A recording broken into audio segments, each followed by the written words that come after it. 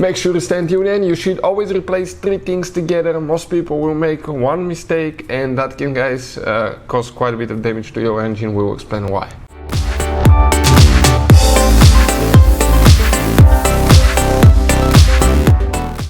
Hey guys, welcome back to Auto Repair, guys. Thank you guys for watching and subscribing to the channel. Today will be super helpful video, guys, to any of you having a BMW with N20 engine or N26. This is the gasoline engine, guys, 2.0 liter engine, very efficient, good engine with some minor problems.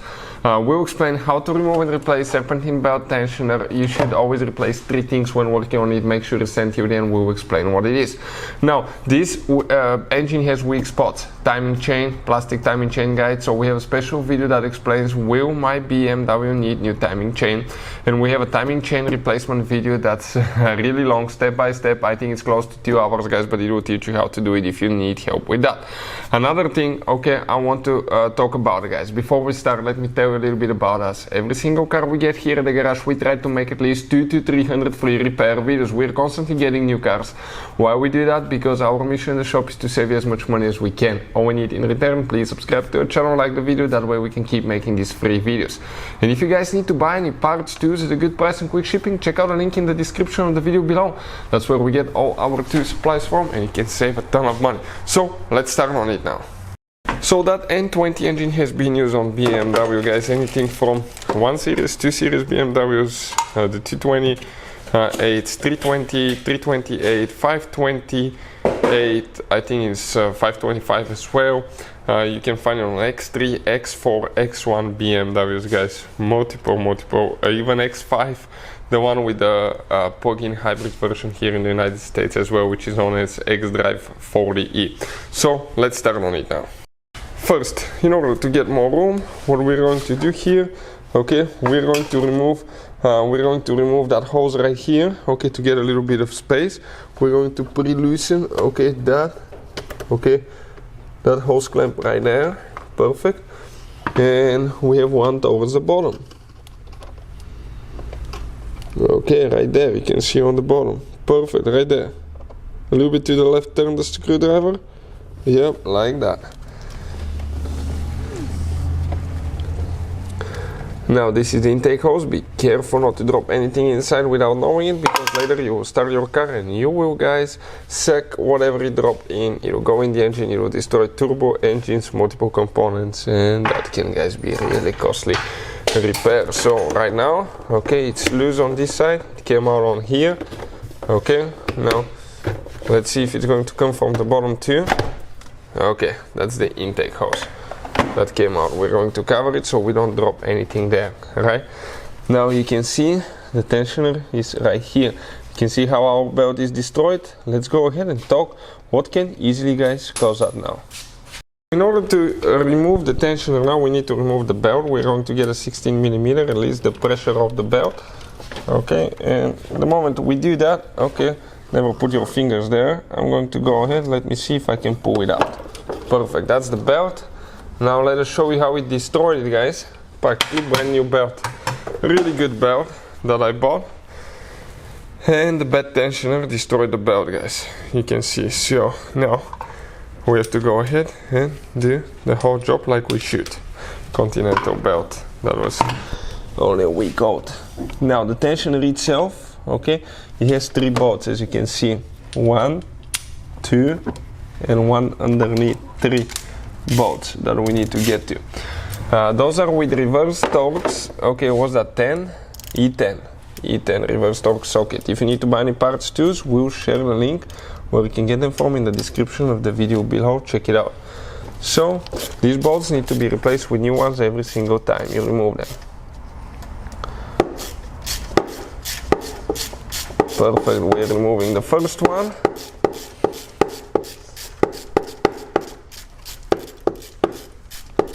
Let me see, probably this one will go by hand if I grab it. Yes, but not so easy on some of them. Okay, perfect, came out. One more on the bottom, you can see where we are. And right there. Okay, let's go ahead. Get this one, perfect, it's going. Let me see if I can grab this one by hand too. Yep, this one goes easy. We can remove it too. That's great.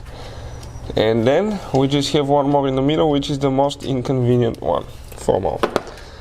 And we're talking about this one here. It will go under the hose, probably between the two hoses here. You can see how it goes. Perfect, just like that.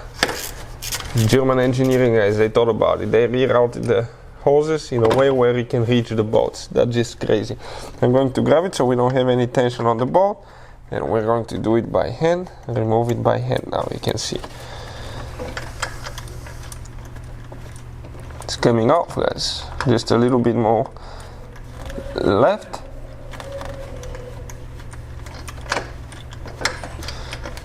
Okay, perfect. Let's pull the bolt out. And this is the old tensioner out of here. BMW part number on the back. This is the succeeded one. This is 05, this is 08, this is the updated one. But original BMW parts here, guys. Let me check that tensioner pulley here as well. Pulley is good, but the tensioner spring is where our problem is now. So yeah, this one is out. We need to just grab the new one and install it now. We get the new tensioner now, guys. Okay, we're going to go ahead, position it here. Okay, let me see. Top bolt should be aligning now. Okay, we're right on the spot now. New bolts, remember, you should always get new bolts. Okay, I don't know where exactly it is. You need to help me. It should be like right there. I really think it's right here. Well, because you just moved me with my hand. 1 second now. Okay, right there. Perfect. One is caught. Let's go ahead and do it like that. Now I'm going to come on the bottom and install one more. I get one bolt, guys. Okay. And this one will go towards the very bottom right there. And we install number 2. Bolt number 2 is ready. Now we have one more that we need to do on in the middle, actually, right in the middle. So this one probably will have a better luck if we do it on the socket. Let me see if I can reach to it. I'll just turn it by hand so it doesn't fall. Perfect. Bolt number 3. We need to tighten those and we'll continue. So we're just getting them tight now. We got the bottom one tight, now the middle one. Let's do the top. And we need to recheck each one of those because some of them can get pretty loosened once you start getting things tight. Perfect. Okay, that's it. That's perfect. Torque specs, guys, we'll try to share them in the description of the video below if you need them. Okay, and let's recheck this one more time. Then we need to just install the belt after that. Let's see where the new belt goes. Okay, it's right here, that's the new belt. So we need to install that belt first. It's going to go on the crankshaft pulley now. Okay, it's going to go on the crankshaft pulley. Make sure that it doesn't get caught on things. Then it goes to the AC compressor. Okay, so I got it on the compressor and the alternator. The only thing that I need to install it now. Okay, here it wasn't in.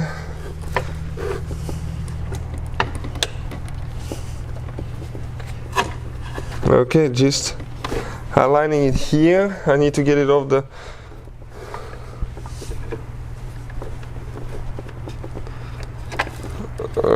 of the alternator now. When you install new belts tend to be really stiff because they're really new, and they might be formed in the shape that they came during the shipping process, and as a result you might have a hard time installing them sometimes. Okay, this one is going in. So we got it on the bottom pulleys. You need to just make sure, because otherwise you will destroy it if you start your car. Make sure it aligns on the AC. You can kind of like see from here. Okay, ours is aligning. Alternator aligning. On the crankshaft pulley, I think it's aligning. So everything looks good. We need to get the 16mm. We need to start getting it tight to remove that. Okay, the other way. Up, yep. Remove that pin. Now we can let go. Okay, here is the PCV hose. We should have thought about that. Go up again. Let me see if I can. No, more. And I can.